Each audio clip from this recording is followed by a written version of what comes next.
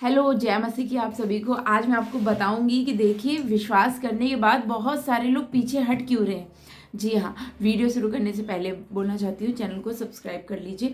अब मैं आपको बताऊंगी। देखिए, अभी कुछ समय पहले मैंने ना किसी को शुभ समाचार प्रचार किया, तो भाई उसने बोला कि दीदी हम फिर यीशु में हम विश्वास कर लेंगे, उसके बाद कि हम त्यौहार मना पाएंगे।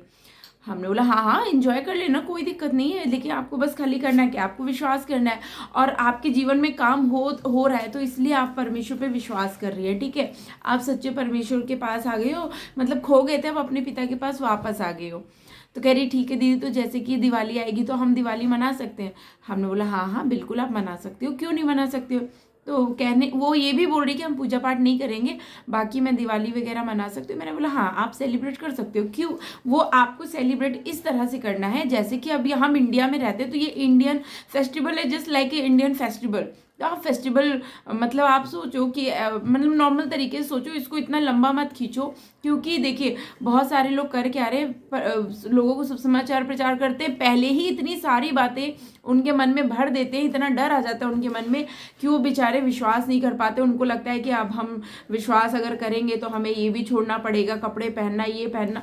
देखिए, मैं आपको स्टेप बाय स्टेप बताऊंगी कि देखिए, विश्वास करने मतलब ये नहीं होता है कि आप बिल्कुल संसार से ही दूर हो जाए। नहीं, हमें संसारिक अभिलाषाओं से दूर रहना है। तो संसारिक अभिलाषाएं हैं क्या क्या।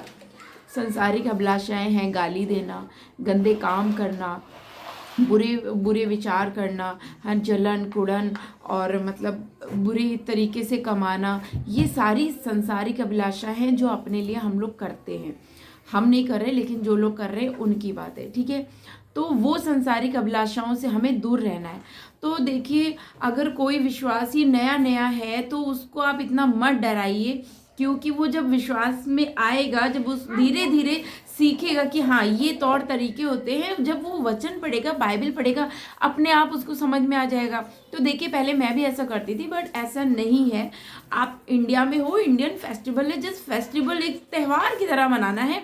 अब आपको नहीं कि अब इंजॉय करने के लिए अब खाना है तो आप खा सकते हो, ऐसा नहीं है। तो ठीक है, तो गंदी बुरी बातों से अलग रहना है, अच्छे काम करना है और लोगों की मदद करते रहना है। बहुत सारे तो अच्छे सेवक है, अच्छे विश्वासी है, मगर वो किसी की हेल्प नहीं करते हैं, वो सिर्फ अपना भला देख रहे हैं। बहुत सारे मेरे ऐसे जान पहचान में हैं कि बहुत अच्छे सेवक हैं, मतलब वो एक अच्छे लेवल पे, मतलब बहुत ऊंचाई वाले सेवा कर रहे हैं।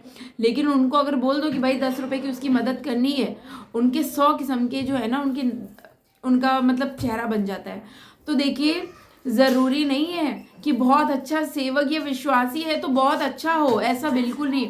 हो सकता है जो नया नया विश्वासी है वो एकदम सिद्ध हो जाए, और जो आगे हैं और जो पहले से वो पीछे हो जाए, तो वैसे वैसे भी होना ही है ये बात।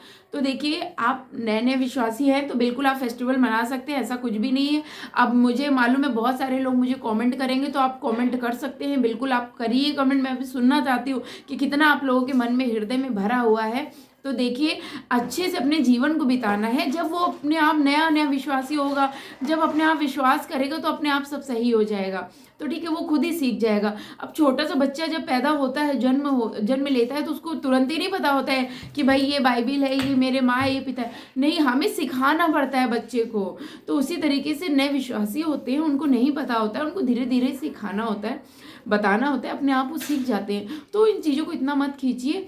तो बहुत सारे ऐसे लोगों का फ़ोन मेरे पास आता है, तो मैं आज विश्वास करती हूँ आप लोगों को उत्तर मिल चुका होगा। तो आप ठीक है, तो इतना मतलब हाई लेवल पे मत जाइएगा।